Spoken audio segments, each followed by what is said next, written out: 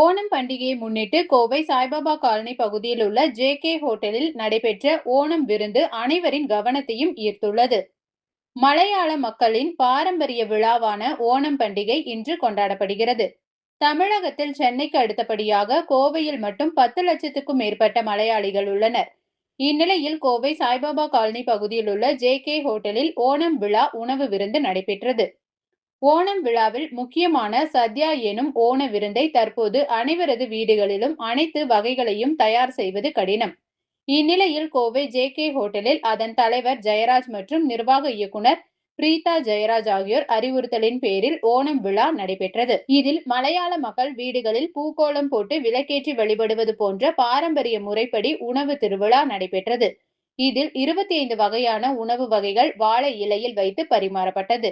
இந்த சைவ சாப்பாட்டில் ஓலன், காளான், எரிசேரி, உப்பேரி, அன்னாசி பழ பச்சடி, கிச்சடி, புளி இஞ்சி, நேந்திரன் மற்றும் பலாப்பழம் சிப்ஸ், துவரன், பப்படம், கூட்டுக்கறி, அவியல், சாம்பார், தக்காளி ரசம், சம்பாரம், அடை பிரதமன், பாயாசம் உள்ளிட்ட 25 வகைகள் இடம்பெற்றிருந்தன.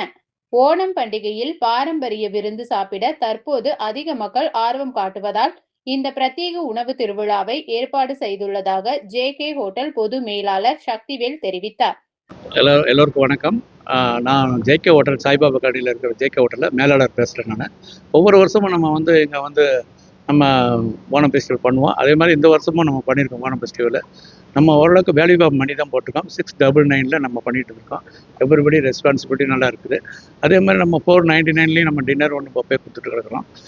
இந்த மாதிரி கொடுக்கும்போது இந்த கேரளா பஸ்ஸில் ஸ்பெஷல் என்னென்னாக்கா ஒன்று எப்போவுமே இந்த உப்பேரி, சக்கரை பரட்டி, ஓலன், காளான், எரிசேரி, புளிசேரி, கூட்டுக்கறி இந்த மாதிரி நிறையா வெரைட்டிஸ் தரனால நம்ம ஜாஸ்தி வைக்கலாம். பட் இருந்தாலும் வேல்யூ ஆஃப் மணி இருக்கனால 699 நம்ம பண்ணிகிட்ருக்கோம்.